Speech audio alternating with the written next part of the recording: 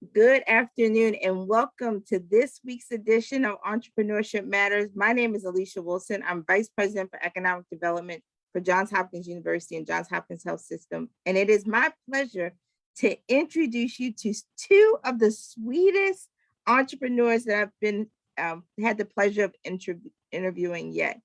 Angela Newman and Kelly Simmons. I'm going to invite them to come on screen and I'm going to set us up for this week's edition and then get us started.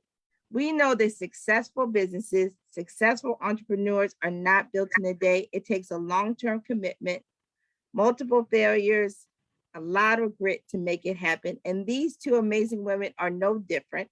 They are in the cookie business and are at the top of the game. That's how we got them and got them on here today.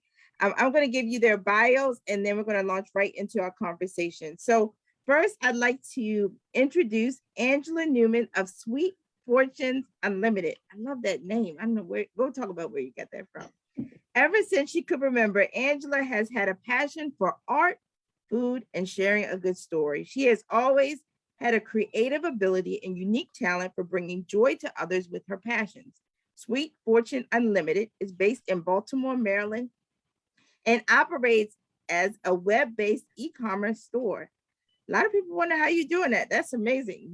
She is passionate about creative, innovative, artisan fortune cookies that make a bold statement, taste delicious, and uplift the spirit.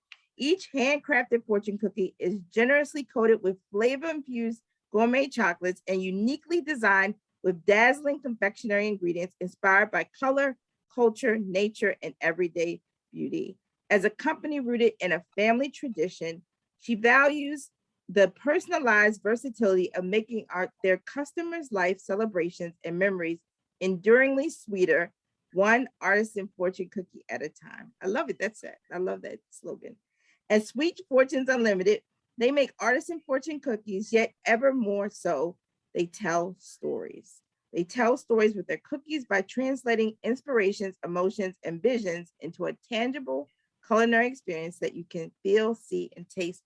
Welcome, Angela. Love your bio. Beautiful, beautifully stated.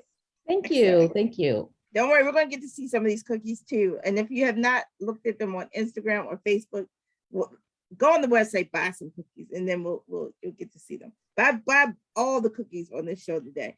Let me next introduce you to Kelly Simmons, who is the owner and founder of Aunt Kelly's Cookies. Kelly Simmons, affectionately known as Aunt Kelly, has had a lifelong appreciation for cookies made with high quality ingredients. As a young girl growing up in Baltimore in the 80s, Kelly fell in love with the fresh, homemade butter crunch cookies. I love those cookies that she made with her grandmother. Years later, Kelly sought to find a bakery serving the same high quality cookies she remembered from her childhood. But when she came up empty-handed, she decided to return to the kitchen in 1999. Using fresh, high-quality ingredients, she perfected the homemade taste of the butter crunch cookie. Kelly, you're going to have everybody on here. Bye. Oh, no. Decades after beginning to share her fresh-baked cookies with family and friends, Kelly decided to open her own bakery, Aunt Kelly's Cookies, to share her love of cookies with Baltimore and beyond. Since then, she's expanded upon her famous butter crunch cookies and offers a variety of options, including a cookie of the month. Kelly is quickly establishing herself as a successful Black woman business. We're already claiming in that, y'all, both of you, amazing, in Baltimore area, and cannot wait to make Aunt Kelly's Cookies a household name. Located on the historic antique row of Mount Vernon, Aunt Kelly's Cookies is the only bakery offering the famous butter crunch cookie, fresh baked daily. Welcome, Kelly. Welcome, Angela. Pleasure to have both of you on here. This is gonna be fun. Let's get to I wish it. I had some tea. I wish I had some cookies right now. Okay, I'm going on. I might stop. I might look to the side because I'm gonna buy some cookies while I'm on here on interviewing you both. Let me first get started about what inspired you to become entrepreneurs, because both of you have a gift in baking, and I'm sure that's your hard work. But what inspired you to start a business with your hard work, with the cookies that you were making, probably for family and friends? So Angela, I'll start with you, and then Kelly. Okay, with me, it was rather organic. I wasn't looking to be an entrepreneur. I wasn't looking to even to go into business, creating cookies. It really just started with an occasion that I actually created the cookies for my mom's 60th birthday. And it was really just, I wanted to make something whimsical and fun, and excuse me. And it just kind of started from there. I made the cookies and didn't eat a single cookie because we had 250 guests at this party. And that meant that if I ate a cookie, I had to make a cookie. Mhm. So I said, okay, I'm not going to eat a single cookie. And it was more of a party favor that I was interested in. And then right after that, folks were asking me, where'd the cookies come from? Where did you get these cookies? And I'm like, oh, what did I do? And it was a demand for the cookies after that, for weeks after that, for months. And I was like, wow, maybe I'm on to something here. And it just kind of happened from there. So that's the backstory. I love how it started organically. Someone saying, oh, where did you buy this cookie from? Because you knew the demand was there, right? You knew the product was good. And now you're thinking about how you take it to market. Tell us, Kelly, I might slip and call you Aunt Kelly because that's the name of the business. But so Kelly, how did you decide these cookies, these butter crunch cookies that you grew up with, you're going to start a business around them? Wow. It took about almost 20 years to bring it to the public. So you're saying that I really got into it and perfected it by 99? Yeah, we're in 2021. I've been in business for 3 years. Actually, I was a cosmetologist instructor at the time. And my students, I would give them out, as I've done over the decades, just give them to friends and family. So at this time, I was an instructor and I was giving it out to my students. And it was my students that really pushed me, like, Miss Kelly, you really need to sell these. These are amazing. And I'm just like, light bulb, why didn't I think of this sooner? Like, okay, well, yeah, let me look into this and try my hand. And that's where it really started. I love how both of you're baking for the love of it. You're baking, giving them out as gifts, giving them out as favors, gifts, and people are clued in like, why aren't you selling this? I love it. And so how did you go from, I'm baking this because it's something I love to do.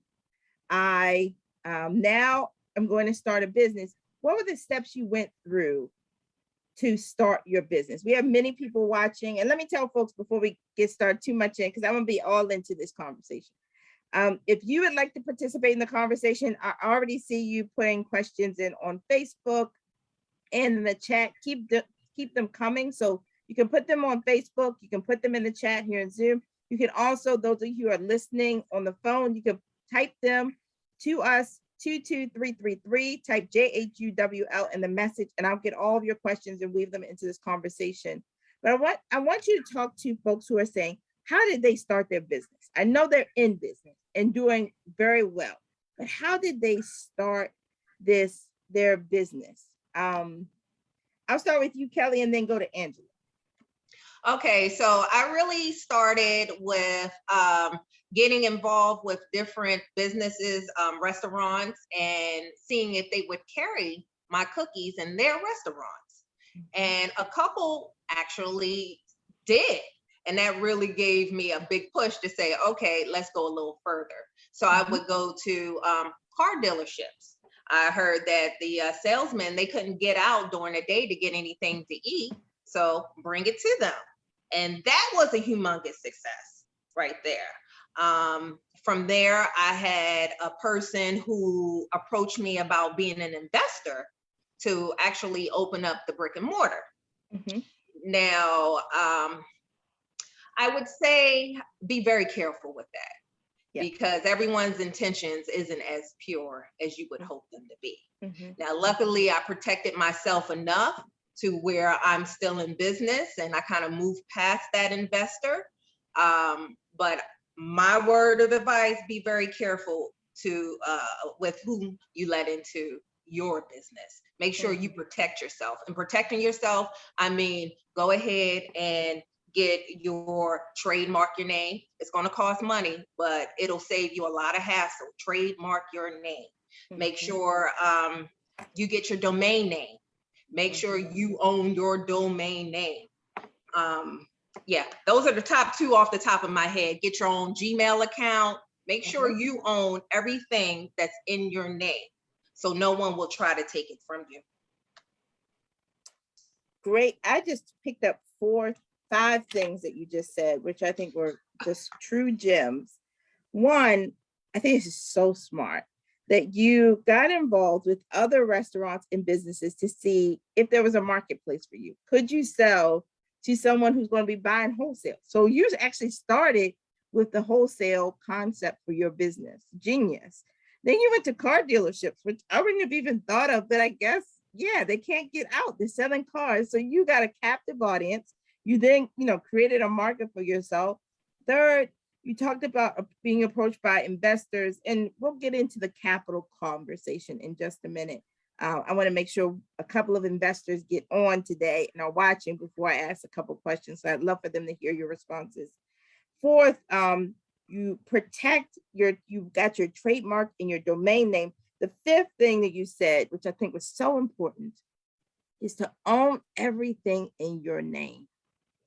And so critically important for entrepreneurs to be thinking about that, because you take it for granted that Aunt Kelly is you, but it could be anybody, and someone you'd have to buy back your name. So great advice for on here. Angela, how about you? How did you go from your mom's 60th and birthday party? You all are eating the cookies. You're not eating any because you want to make sure you don't have to bake anymore. How did you start your business? I'm taking notes on yours too. You don't have to put them in steps. I put them in steps. Just no problem. Okay. Yeah. For starters, the whole thought of starting a business for me was just a really unfamiliar and scary place. Yeah. I had been used to a 9-to-5, steady paycheck, benefits, the whole nine. So just to walk away from that was like a huge leap of faith. Yeah. But I did it.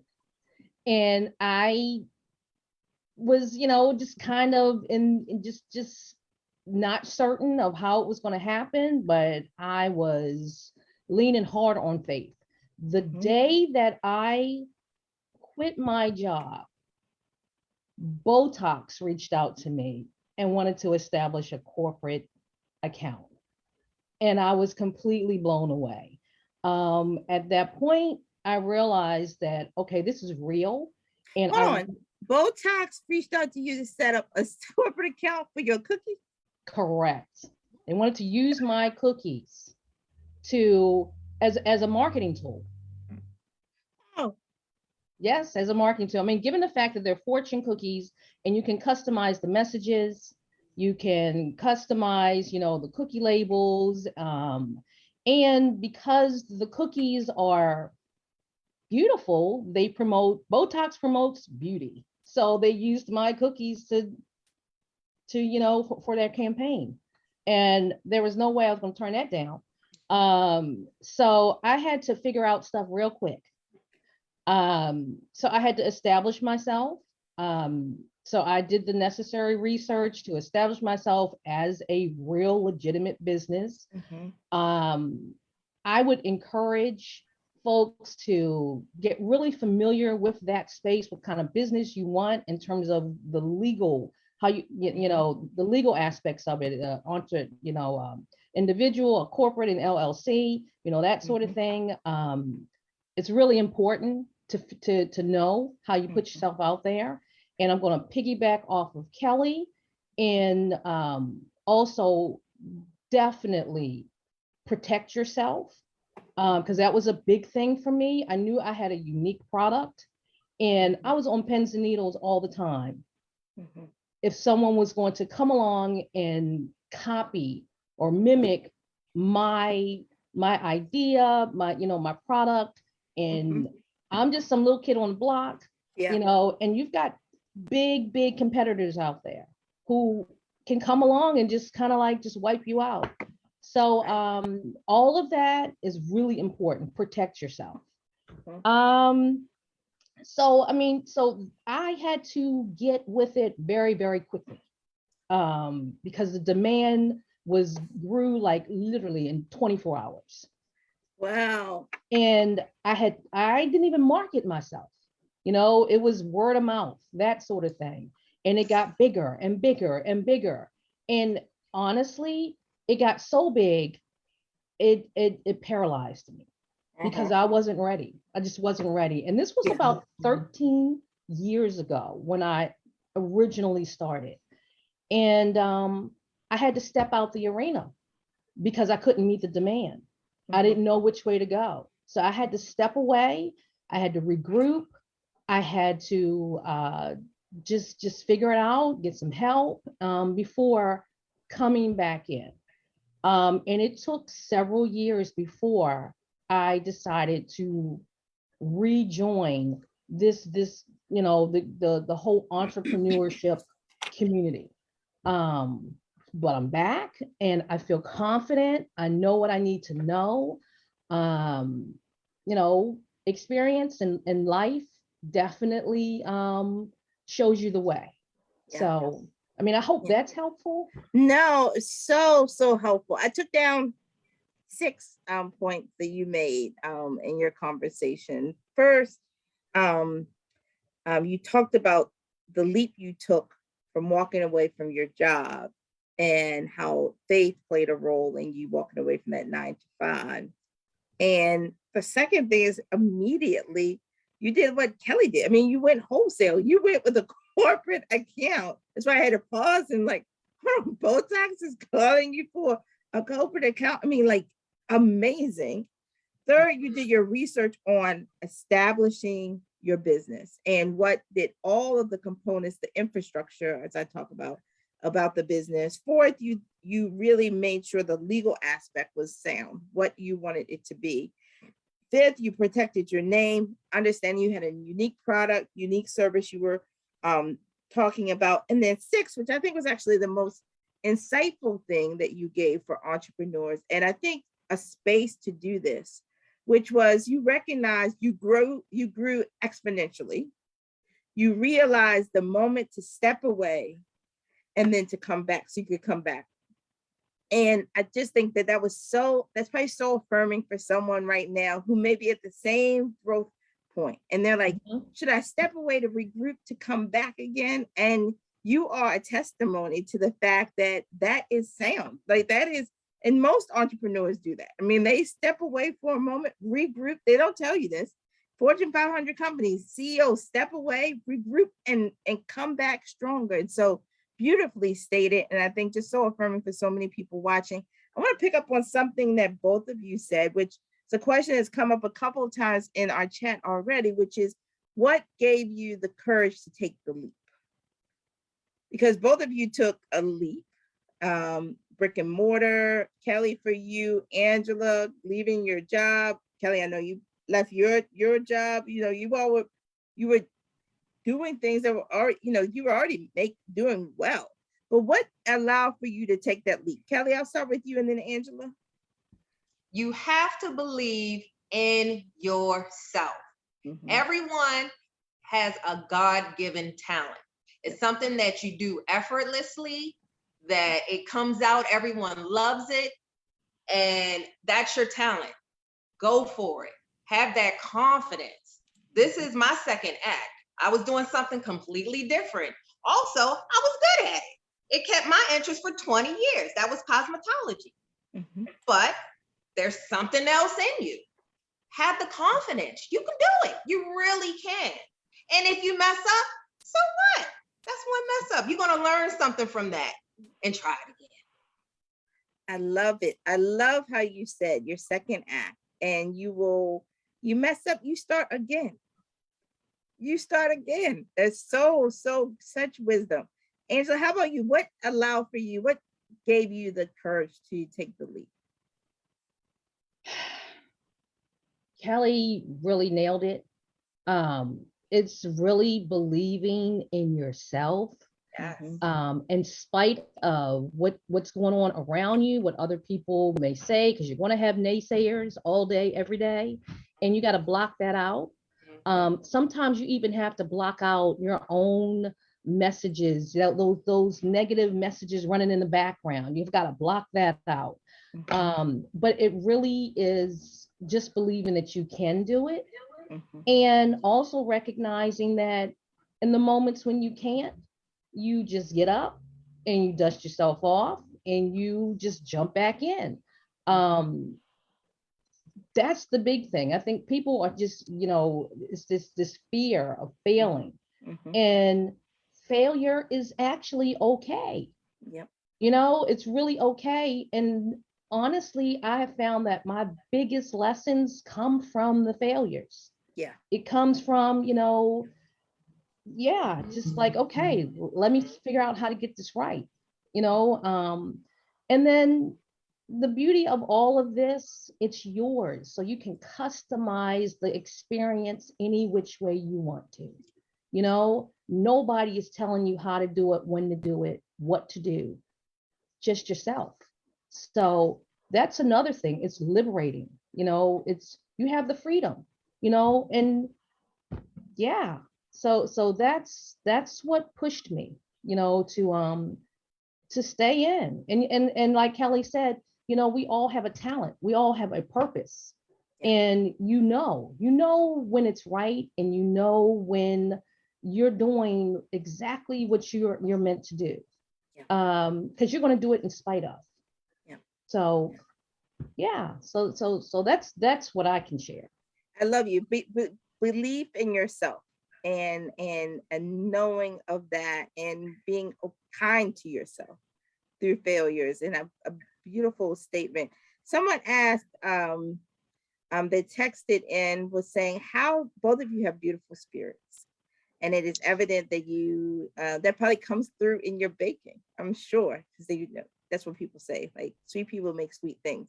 So tell me this, how do you think about your businesses, and what's the sweetest part of doing what you do? Like, what is something that people wouldn't anticipate is like a joy part of the work that you do? And then maybe also talk about what's one of the challenges that you all face as entrepreneurs that maybe is counterbalanced by the sweet part.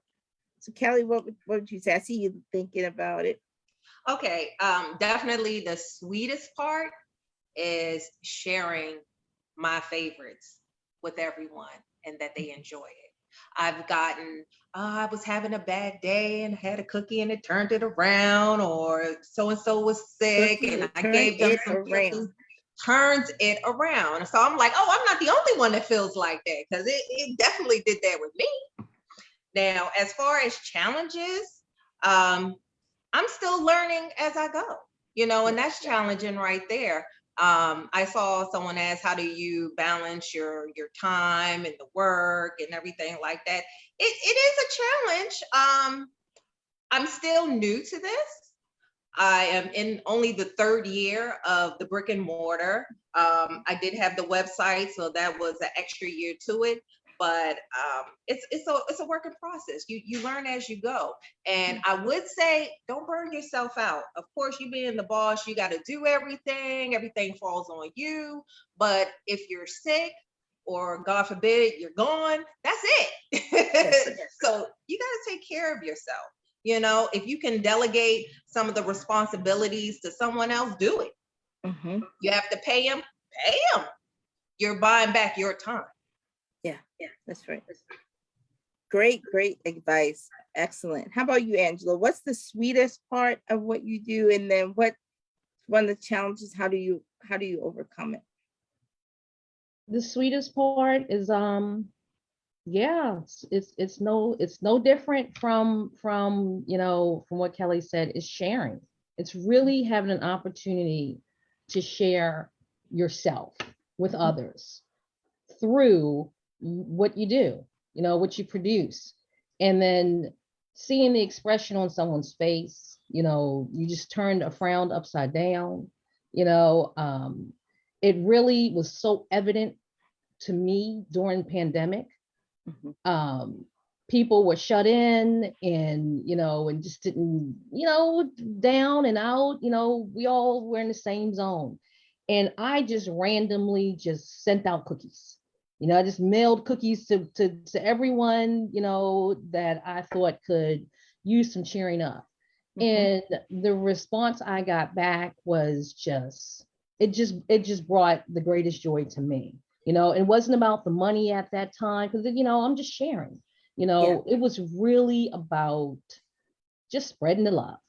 It was, as corny as it sounds, but we needed it during that time. We still need it, so yeah, the sharing part, that gives me joy. The most challenging part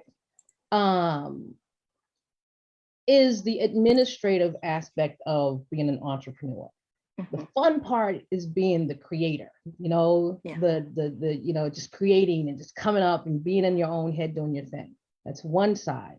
The other side is managing all that other stuff that tends to weigh us down, the accounting side and the management side and inventory and all that. That can be challenging. That can definitely be challenging, especially when you are unfamiliar with certain things in that space. What I have definitely learned is that there are other people out here that do that kind of work all day, every day. That's their profession. So why not continue to be the best at who you are while employing the best and just growing your business? It took a minute for me to realize that I don't have to wear all those hats all the time. I learned that from the first time around. I was burning myself out, and you still want a life and you still want to enjoy what you do. And it can easily, it's like, you know what, I don't want to do this anymore. When you get caught up in the mechanics of the administrative and the management side. So that can be a challenge. And also scaling up. That's a very good point. And I think people think about, we have many entrepreneurs on here every week, and they all talk about scaling and getting out to the market. And someone just posed this question on Facebook, which was, how do you market? People know of your businesses. That's how we found you. People think very highly of both of you. They stand by your products. How did you market? How did you get that following? And how do you think about growing that following as entrepreneurs? Kelly, how did you get everybody calling us about Aunt Kelly's cookies and telling us we had to have you on? And then I'm gonna get Angela. Why was everybody calling us about these fortune cookies and these made beautiful and delicious cookies that we had to have you on? Tell us, how do you market? Well, my did you want me to start? Oh yeah, Kelly. Yeah, Okay. Absolutely. With the legwork of actually getting wholesale gigs with popular restaurants. I should have said that. Popular restaurants that was already a crowd favorite. So that was a great introduction for me and my cookies. Once I've been in the store, and like Angela said, you need to scale it up a little bit. This is when you're going to have to invest that money into marketing. Word of mouth is fantastic, but it will only take you so far. So I got a PR person and just ran a 4-month campaign, which really did really well for me. I'm still hearing a lot of people, it was like a mixed media campaign, from blogs to TV to radio to everything.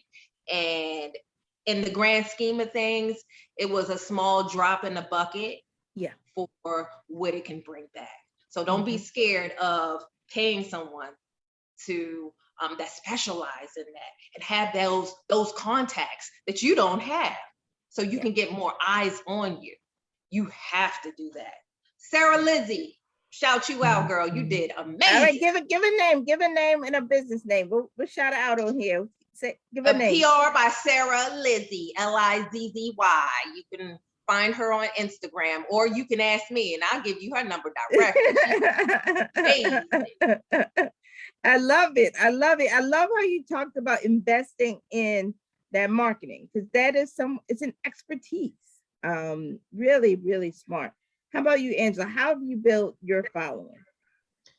One of the big things for me was it was a step-by-step process.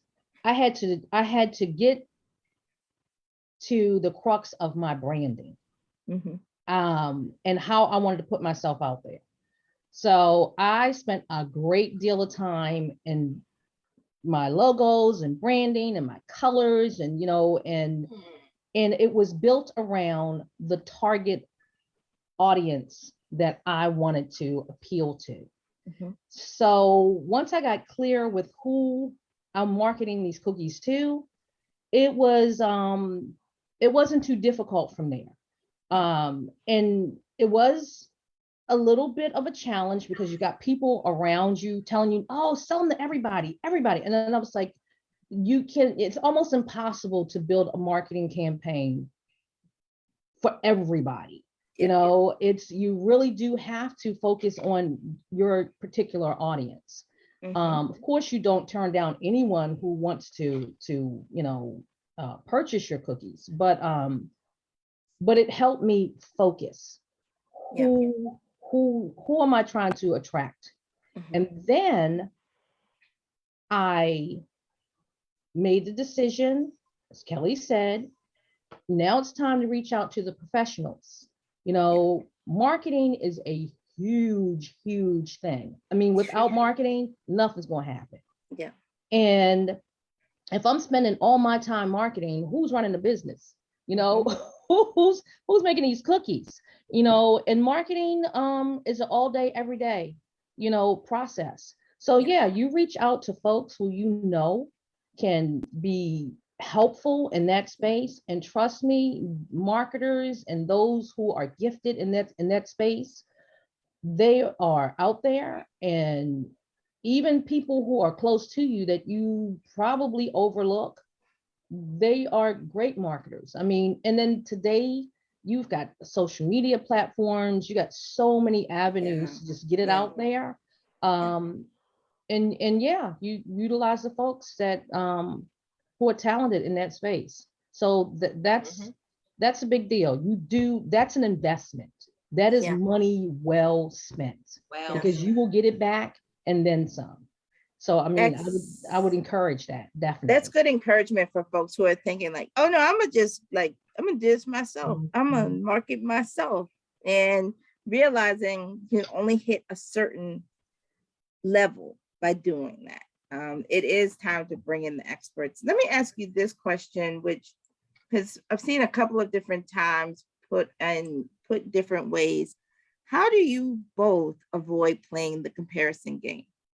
Because I imagine there are many different cookie companies out there, right? Many people making cookies, but neither of you have talked about like my competition, because you very much are unique and in your own lane. But what stops you from doing that as you've been growing your business? How do you avoid that tendency?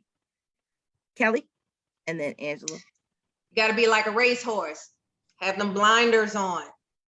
I can't be consumed of what you do or how you do it. I know what my differential advantage is, and I'm going to work that. Yeah. I can't be bothered by how do you do that? What they doing over there? How they get that done? Because that'll take away the energy that I need to put towards my business. And again, have that confidence in yourself. Now you're going to get the feedback from your customers, and then you can adjust fire if you need to. But yeah, racehorse, blinders on. Yeah, somebody wrote in the comments, comparison makes the cookie crumble. That's pretty funny. I like that. I like it. I should come up with some cookie jokes for this show. I'm gonna think of Miss. I'm gonna end on some cookie jokes. Angela, how about you? How do you avoid doing the comparison game? I focus on my craft. Mhm. You know, I got into this not because I was trying to make money.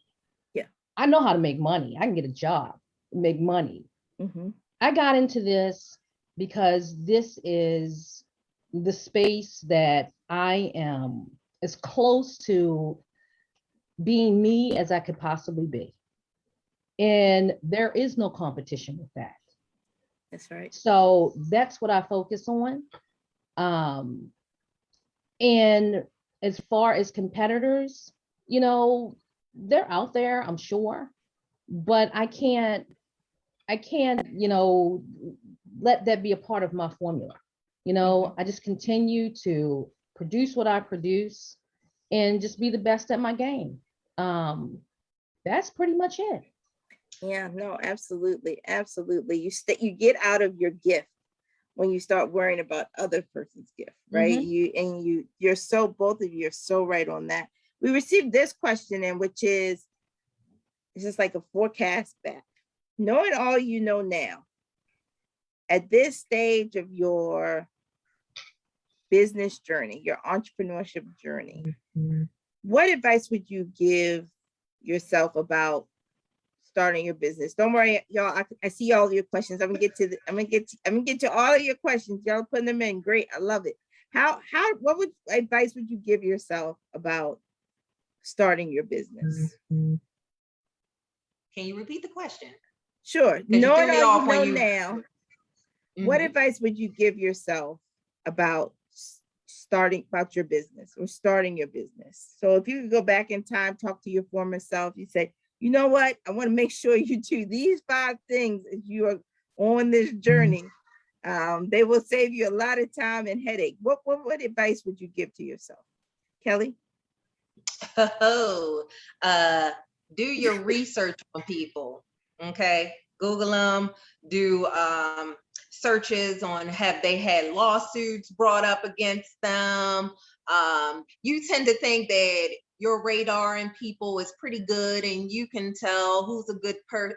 Nah. Do your research. Yeah. No, great advice. Great advice. Angela, how about you? I would say we all have like this compass in us, you know, this intuitiveness, you know, tune into it.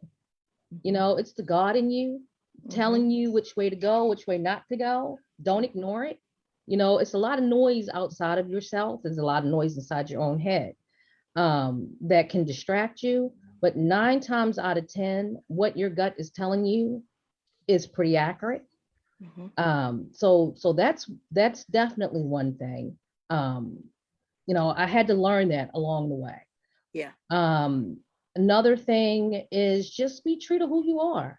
You know, don't reshape yourself based on someone else's agenda. You know, it would just won't, it'll just go sideways. Everybody's got a plan for you, you know. That's right. And that's on them. It's not on you. You know, so you've got to have that confidence and that, you know, and that stick to itness to just, you know, accomplish what you set out to do. You know, and you do have people out there who are going to try to reshape you and then try to lure you in, you know, with resources that you know that you might be lacking right now. And it's like, well, I need you to do this in order for me to do that. And it's like, no, and you know, I'll find another way. So yeah. And also just don't play beat the clock, you know, pace yourself, you know, and just get it to a point where it's okay with you. Doesn't have to be perfect.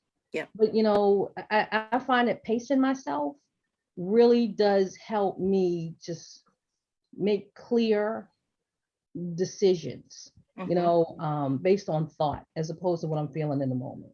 Yeah. Yeah, no, absolutely. And both of you made this point. I want to go right here to this question, which was given to us on Facebook, which is, how did you raise the resources to do your business, right? So how did you raise capital, and how should people be thinking about when they're thinking about raising capital for their business? raising capital to own every part of their name. How did you do it? And are there any tips you would give to others as they're thinking about the same? Kelly, and then Angela. To start a brick and mortar, yeah, it's a huge undertaking, a lot of money to buy equipment and to lease the space and things like that. So I allowed the person that approached me about being an investor to come on and be an investor. Mhm. The mistake that I made, I would say that people should look out for, make sure that you have a valid contract, not some smoke blown up and something scribbled on a piece of paper or anything like that. Go to a lawyer. Have exactly what the intentions are. How much exactly are they giving you? How much are they expecting to get back? That all needs to be in writing. And I think had it went that way, things would have went differently. But yeah, that's one thing that I stumbled on, and by the grace of God, I made it through. Yeah. I think it's very important because when you're in businesses, people see you have a great product. It attracts all sorts of things and people. You're so right. How about you, Angela? How did you think about building capital, financing the business? My situation is a little different from Kelly's because I am pretty much still home-based. And so in terms of the resources, our resources are different, because right now we're in different spaces. For me, I still continue to have a 9-to-5. I can control my time. This portion of the day is for this, and this portion of the day is for that. And so what I do is that I pull from my own resources, and fund my business. I also, I'm at a point now where, as a person of color, as a woman, I am beginning to leverage the many opportunities, the grants and the funding, and that, it's so much out there. That that I could take advantage of. And so I'm in that space right now. And I would really encourage folks to make sure that their credit and their finances are tight. It's a must. I want to ask you that question because someone just put that in the chat, but what role does credit play in your business and keeping you as a business going? For me, the credit is important because when I have those opportunities this really goes hand in hand with the scaling up. I get a big order and I need the funding to accommodate this big order. I know that the money will show up on the back end, but how do I get it going on the front end? If you have the credit to purchase all that you need and make it happen, that's half your battle. You don't even have to think about it.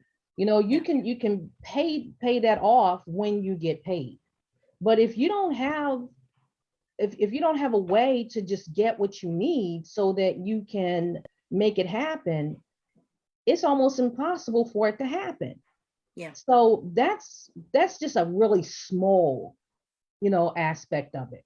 But when you start needing something like a building and equipment and that sort of thing, you be able to get it off of your own name. Investors are wonderful. I would love to have, folks coming out the woodworks, but sometimes it doesn't always pay off. As Kelly said, there's some headache that comes with that. And so if you can make it happen with your own resources, make it happen. Yeah. And sometimes, it takes time, and I'm okay with that. I'm gonna roll this out on, at my own pace. So, I mean, that's what I can tell about in terms of resources and credit. Love it, love it. How about you, Kelly? How does or is credit playing a role in your business? Well, I find that some of my suppliers, they're willing to give you a line of credit, so you don't have to pay up front. That's been helpful. Yeah. But it didn't happen immediately, but it didn't take as long neither to happen. Also, get a credit card in your business name. Once you've had it set up legally, either LLC, incorporated, however, look to start getting an actual business credit card. And then you won't have to put that as much strain on your personal credit. Yeah. Let me ask you this question, because we have confirmed that Oprah is watching and a couple other investors are watching today. So let me ask you this question, because they always come on to have us ask this question of you all. We have Aunt Kelly's Cookies, we have Sweet Fortune Unlimited, and Baltimore Thriving. How can we support your scale and your expansion? How can we ensure that there are more entrepreneurs and businesses like yours in our community? Are there things that we can do at the consumer level all the way up to the investor level to support your businesses? What are one or two things you think all of us at whatever level of investment we can make in businesses that we could be doing? Kelly, I'll start with you, and then Angela. We need all the eyes we can get on our businesses. So if it's tagging, reposting, sharing, just getting the word out about the business, that helps a lot. That really does. I think, in my experience, the more eyes you have on it, that's your opportunity to introduce people to your business and what you do, and then make that connection with them. Love it. I know one tag from the right person changed the whole game. Angela, how are you? What advice would you give to our investors at all levels? I'm going to say, for me, my clients, my customers are like my greatest investors. So, just getting the, as Kelly said, exposure, just getting us out there and letting the world know that we exist, and we want to share our gift, with as many as we can reach, and we need the community to help us do this. So that's like a big thing for me. And if there are investors out there who also have not just the resource of finance, but of information, of networking, that's equally as valuable. Bring it on, reach us, let us know what we can do to expand and just to be, the next, Mrs. Fields and just, to get us on the map. Well, don't worry, we're using this platform to tell the world about you. So we encourage others to do the same that are watching. Excellent. I love what both of you said. Let me ask you this question, which I think gets at the heart of your businesses and how you've been able to grow. And you just talked about information sharing. Have either of you what are your experiences with mentorship, information sharing? Are there any things that you would recommend to others that have been valuable to you as you've had your journey? Kelly, anything you would say? It's funny. I've taken a mentor who I met when let's say 20 years ago. I won't give my age, but 20 years ago, he was a restaurateur and up in New York City. I'll give his name. His name is Todd Jones, Cousin Dozens Donuts. Excellent.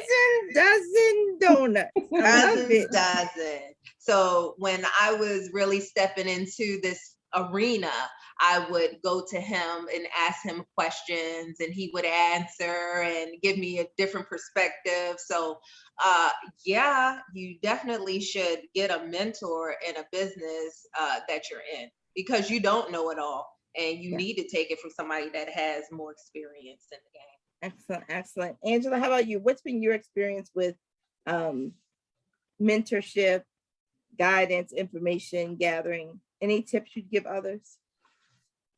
It is one of the greatest resources for me to be able to reach out to folks who have been in this space in some way, whether it be a cookie business, whether it's just be an entrepreneur, whether it be a woman of color in business, it really doesn't even matter. Everyone has something to share that can help you level up. Yeah. And I'm with Kelly. It is gold. That knowledge can take you, places and spaces that you didn't even know existed. So, and then, in terms of other people's ideas, and it's like, these light bulb moments that you never even had, that come from mentors. It's yeah. And then just overall, just having that support, knowing that someone is out there that just wants you to succeed and wants you to be the best at your craft and at your game. That just pushes you to a whole nother level. So they're valuable. They're valuable. And the flip side of that is that we too are mentors to other people, and as so it just reciprocates. It just keeps going. And then I love sharing my experience with others. I want other folks to be successful at whatever it is that they want to do. So feel free to reach out to me, and I'll give you what I know. But yeah, mentoring and mentors are at the crux of building us, helping us succeed. You both are the sweetest entrepreneurs I've had on. Don't tell anybody. I've had a lot of people on this. You are the sweetest. Let me ask you both this as we prepare to wrap up, and I want people to see your cookies as we close out. 2 questions. First, we know your best days are ahead of you, but can you tell us about what's been your greatest accomplishment thus far, and what's next for you? So Kelly, what's greatest accomplishment? What's next? Greatest accomplishment was actually getting a brick and mortar in today's time, because of course, like the naysayers, oh, brick and mortar is dead, you should only stick to online. You can do both. You can do both. That's right. I love it. I love it. What's next for your business? Next for my business, I'd like to open up a second location or get a food truck. I'm, weighing the pros and cons of the either ors. Both have pros and cons to it. So they do. But there should be another location somewhere else. Yes. I love it. And so what's your greatest accomplishment thus far, and what's next? Greatest accomplishment recently happened, and that was just corporate orders corporations reaching out to me to use my product as their holiday gifts, corporate gifts, and that's I'm like, wow. It's you reach people. Your product reaches so many through those avenues, because they're giving it to their clients and their employees, and it just goes so and goes true and goes. So true. There's a ripple effect. Yes. And it's so you just hear the angels just singing when that happens. So not to mention the check that you see when it's over and done, you definitely in your happy dance zone. So yeah, that's been huge for me. Next is, I want to take this business to an international level. Local is where I'm starting, but it's nowhere close to where I'm ending. That's right. So, That's right. I loved it. right now I have an online, presence, but I am aspiring to have brick and mortars, throughout the country. Of course, my first one is going to be here. And I'm looking forward to doing that sooner rather than later. I would say within the next year or so. So yeah, Invite us to the grand opening. I'm inviting, absolutely, positively. Yes. So yeah, that's those are my next steps. I love it. I love it. Let me tell people how they can get in contact with you.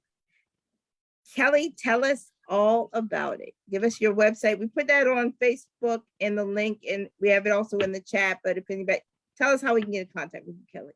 You can get in contact with me via Gmail at kellyscookies@gmail.com. We also have the website, www.onkellyscookies.com. Excellent. And you're on IG and Facebook on Kelly's Cookies. Or if you're in the Baltimore area, come to Mount Vernon, 857 North Howard Street. Address. Say your address again. 857 North Howard Street. Excellent. Excellent. How about you, Angela? How can we get in contact with you? Get some of those sweet fortune cookies? Well, the best for right now is definitely just to hit me up on my store. It is Sweet Fortunes with an S .store. My email is sweetfortunesunlimited@gmail.com. And yeah, those are like the two best ways. I'm on Instagram and Facebook. So yeah, here I am, Excellent. Excellent. Let's wrap with a couple of your cookies. Show us a couple of your cookies. So Kelly, show us a couple of those butter crunch cookies. Yeah, butter crunch bags. And I did have a whole one to show, but I haven't tasted this in so long. And oh my God, the classic that started it all, the butter crunch. As Angela said, every cookie you eat, you have to bake another one. That's what she said. Extra. Angela, how about you? Let's see some of your cookies. Okay, so right now I have holiday cookies.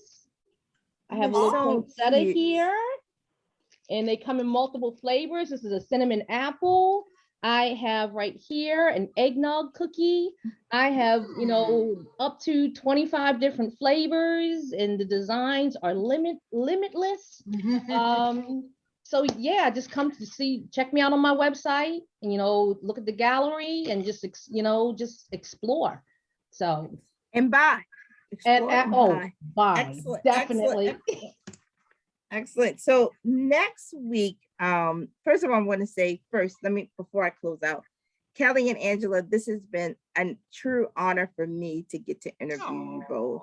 You are both just beautiful, beautiful women and wonderful entrepreneurs. And I'm so honored that you would come on Entrepreneurship Matters this week.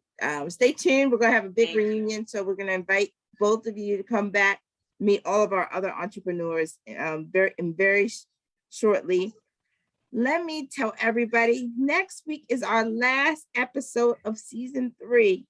This makes me sad. We had 2 entrepreneurs in the public relations space, Mercy Teasley of Tease PR and Shauna Lamore of Lamore Lifestyle PR. You do not want to miss this next edition. Follow us on JH Connects on Instagram, Facebook, and Twitter. Email feedback to jhconnects@jhu.edu. Thank our community partners, Johns Hopkins University, Johns Hopkins Health System, the Mayor's Office of Small Minority Women-Owned Business, the Goldman Sachs 10,000 Small Business Program, and Bloomberg Philanthropies. Thank you, Angela. Thank you, Kelly. Thank you, everybody, for watching. Thank you. Thank you. Thank you for the opportunity. You're welcome. Appreciate it.